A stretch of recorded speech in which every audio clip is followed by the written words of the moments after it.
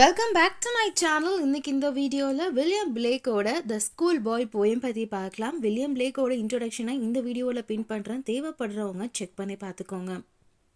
First நம்ம போயமோடைய லைன்ஸை படிச்சிடலாம். I love to rise in a summer morn when the birds sing on every tree the distant huntsman winds his horn and the skylark sings with me oh what is sweet company. So first poem ஒரு school போகிற அந்த பையனுடைய அந்த mind செட்டை பற்றி first சொல்கிறாங்க. So அந்த பையன் சந்தோஷமே இல்லாமல் இருக்கான். ஏன்னா அவனுக்கு அவுட்டோர் லைஃப் தான் அவனுக்கு ரொம்ப பிடிச்சிருக்கு. அவனை பொறுத்த வரைக்கும் இந்த இன்னர் லைஃப், அவன் வாழ்கிற அந்த லைஃப் அவனுக்கு எந்த ஒரு சந்தோஷமே கொடுக்கல அப்படின்னு நினைக்கிறான். அவனுக்கு ஒரு பறவை பாடுற அந்த சவுண்டு கேட்குது. வேட்டையாடுறவங்களுக்கு ஒரு கொம்பு வச்சுருப்பாங்க. அந்த கொம்பு வச்சு அவங்க ஊதுவாங்க. அந்த ஊதுறதுல தான் அவங்களுக்கு அந்த ஒரு சந்தோஷமே இருக்குது. ஸோ இந்த பையனை பொறுத்த வரைக்கும் அவன் ஸ்கைலாக் மாதிரி அவன் அந்த வாழ்க்கையை என்ஜாய் பண்ணணும் அப்படின்னு நினைக்கிறான். ஆனால் பறவைங்களுக்கு சந்தோஷமே சம்மர் மந்த்து தான் கிடைக்கும். சம்மர் மந்தில் தான் பறவைங்க சந்தோஷமாக அங்கேயும் இங்கேயும் போகுங்க, பாடுங்க, பறக்குங்க. இந்த மாதிரி எல்லா வேலைகளையும் இந்த சம்மர் மந்த் தான் பண்ணும். So winter season, spring season அப்படிங்கும்போது டோட்டலாக ஆப்போசிட்டாக இருக்கும். நேச்சர் அந்த அளவுக்கு பார்க்கறதுக்கு அழகாக தெரியாது. சம்மர் மந்தில் மட்டும்தான் நேச்சர் பார்க்கறதுக்கு சூப்பராக அழகாக தெரியும். But to go to school in a summer morn, oh, it drives all joy away. Under the cruel eye outworn, the little ones spend the day in sighting and dismay. So இந்த சுதந்திரமான இந்த பறவை அவன் தன்னுடைய வாழ்க்கையை சந்தோஷமாக கழிச்சிட்டு இருக்கு. ஆனால் இந்த பையன் ஸ்கூலுக்கு போயிட்டு இருக்கான். அவனுக்கு இந்த ஸ்கூலுக்கு போகிறதே எந்த ஒரு சந்தோஷமே கொடுக்கல அப்படின்னு நினைக்கிறான். அதனாலேயே அவன் ரொம்பவும் சோகமாக இருக்கான். அவனுக்கு சோகத்துக்கு காரணம் என்னன்னா, அவனுடைய ஸ்கூலில் ஒரு டீச்சர் இருக்காங்க. அவங்க ரொம்பவும் க்ரூயலாக பிஹேவ் பண்ணுறாங்க. அதனால தான் அவனுக்கு ஸ்கூலுக்கு போகிறதுக்கே பிடிக்கல அப்படின்னு சொல்கிறான். அவனை பொறுத்த வரைக்கும் சின்ன குழந்தைங்க அதிகமான நேரத்தை ஸ்கூலில் தான் கழிக்கிறாங்க. ஏன்னா காலையில் அவங்க ஸ்கூலுக்கு போனாங்கன்னா அவங்க ஈவினிங் வீட்டுக்கு வர்றதுக்கு ரொம்ப நேரம் ஆகுது. ஒரு 8 ஹவர்ஸ் பக்கம் அவங்க ஸ்கூலில் தான் அதிகமான நேரத்தை செலவிடுறாங்க. ஆனால் அப்படிப்பட்ட அந்த ஸ்கூலே அவங்களுக்கு பிடிக்கலைங்கும் போது மற்ற எந்த ஒரு விஷயத்துலையுமே அந்த அளவுக்கு ஒரு ஈடுபாடு அவங்க காமிக்க மாட்டாங்க. ஸோ ரொம்பவும் சில்ட்ரன் டிஸப்பாயின்மெண்ட் தான் எல்லா இடத்துலையுமே காமிப்பாங்க. Her then at time her drooping sit and spend many a anaxis hour, nor in my book can I take a delight, nor sit in learning's bower, worn through with the deary shower. So அந்த பையனை பொறுத்த வரைக்கும் ரொம்ப நேரமாக அவன் தலையை குமிஞ்சுக்கிட்டே கீழேயே பார்த்துக்கிட்டே தான் உட்காந்துருப்பான். அவனை பொறுத்த வரைக்கும் அவன் ஸ்கூலில் இல்லை, ஒரு கூண்டுக்குள்ளே இருக்கிற மாதிரி தான் அவன் ஃபீல் பண்ணுறான். எந்த புக்ஸ் படித்தாலும் அவனுக்கு எந்த ஒரு சந்தோஷமுமே அவனுக்கு கிடைக்க மாட்டேங்குது.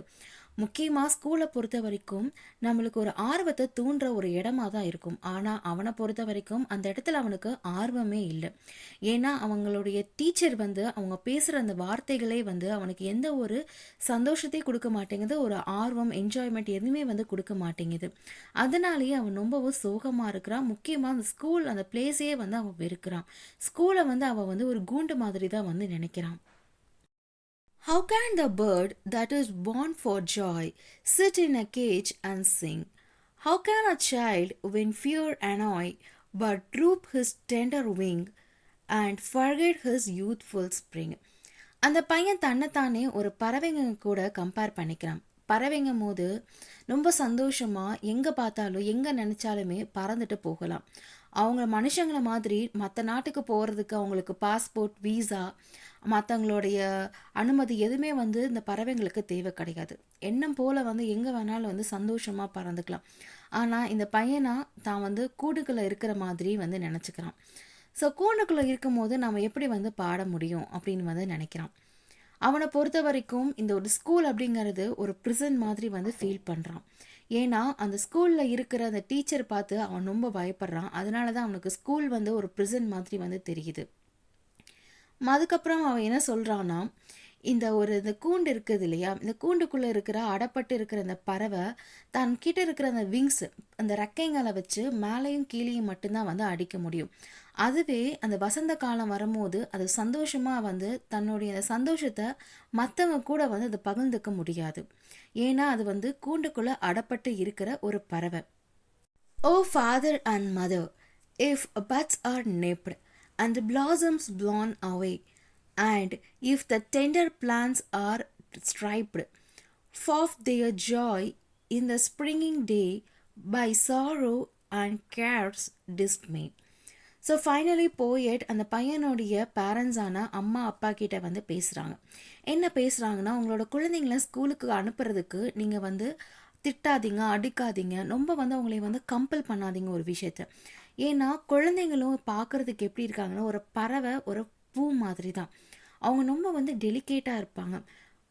அதனால் அவங்கக்கிட்ட ஒரு விஷயங்கள் வந்து நம்ம பேசும்போதோ, ஒரு விஷயம் வந்து நம்ம நடந்துக்கிற விதத்தை பார்த்து அவங்க வந்து மனசு உடஞ்சி போயிடுவாங்க. அதனால் எதாக இருந்தாலும் பார்த்து பக்குவமாக வந்து அவங்கக்கிட்ட வந்து சொல்லி புரிய வைங்க. ஒரு பறவையாக இருக்கட்டும், ஒரு பூவாக இருக்கட்டும், அது ஒரு மனுஷனாகவே இருக்கட்டும், அவங்கள பொறுத்த வரைக்கும் அவங்க சுவாசிக்கிறதுக்கு ஒரு ஃப்ரெஷ்ஷான ஒரு ஏர் வந்து தேவை. எதுக்குன்னா அப்போ தான் அவங்களுடைய செயல்கள், எந்த ஒரு செயல் செஞ்சாலுமே அவங்க சுதந்திரமாக வந்து செய்வாங்க. அப்போ தான் அவங்க நல்லா வளருவாங்க, சந்தோஷமாக வந்து இருப்பாங்க. How shall the summer arise in joy, or the summer fruits appear? Or how shall we gather what our griefs destroy, or bless the mellowing year when the blasts of winter appear? கூண்டுக்குள்ளேயே அவங்க இருந்தாங்க அப்படின்னா அவங்களுக்கு எந்த ஒரு சந்தோஷமுமே வந்து கிடைக்காது. சந்தோஷம் அப்படின்னாலே என்னன்னே வந்து அவங்களுக்கு தெரியாமல் போயிடும். இப்போ ஒரு செடி இருக்குது. அந்த செடி எனக்கு வந்து காற்றே வேண்டாம் அப்படின்னு சொல்லிட்டு ஒரு இருட்டான ஒரு இடத்துல போய் இருக்குது அப்படின்னா அந்த செடி எப்படி வளரும்? அப்படியே அது வளர்ந்தால் மட்டும்தான் அதனால் வந்து ஒரு பழத்தை வந்து கொடுக்க முடியும். தனக்கு ஒரு காற்றே வேண்டாம் அப்படின்னு சொல்லிட்டு அந்த செடி ஒதுங்கி போய் இருந்தது அப்படின்னா அதனால் அது வளரவே முடியாது. அதே மாதிரி தான் இந்த பசங்களுமே. சின்ன குழந்தைங்க கிட்ட நீங்கள் ஸ்கூலுக்கு போய் தான் ஆகணும் அப்படின்னு சொல்லிட்டு இந்த ஹார்ஷான இந்த வார்த்தைகளையும் சொல்லாதீங்க. ரொம்ப ஒரு விஷயத்த வந்து அவங்களை வந்து ஃபோர்ஸ் பண்ணாதீங்க, கம்பலும் பண்ணாதீங்க. ஏன்னா குழந்தைங்களை பொறுத்த வரைக்கும் அவங்க ஒரு பூ மாதிரி தான். செடியில் இருக்கிற அந்த பூ பார்த்து வந்து பிக்கணும். ஸோ நம்ம வந்து மேலே இருக்கிற அந்த பெட்டல்ஸை வந்து நசுக்கி நம்ம பிச்சிட்டோம் அப்படின்னா அந்த பெட்டல்ஸ் வந்து உதிர்ந்து தான் போகும். அதே மாதிரி இந்த குழந்தைங்க கிட்ட நம்ம பார்த்து நம்ம ஒவ்வொரு விஷயத்தையுமே வந்து பார்த்து பண்ணுங்க அப்படின்னு வந்து சொல்கிறாங்க. ஸோ இதோட இந்த போயமுடைய எக்ஸ்பிளனேஷன் முடியுது. That's it friends. இந்த வீடியோ பிடிச்சிருந்ததுன்னா லைக் பண்ணுங்கள், ஷேர் பண்ணுங்கள். Thank you for listening.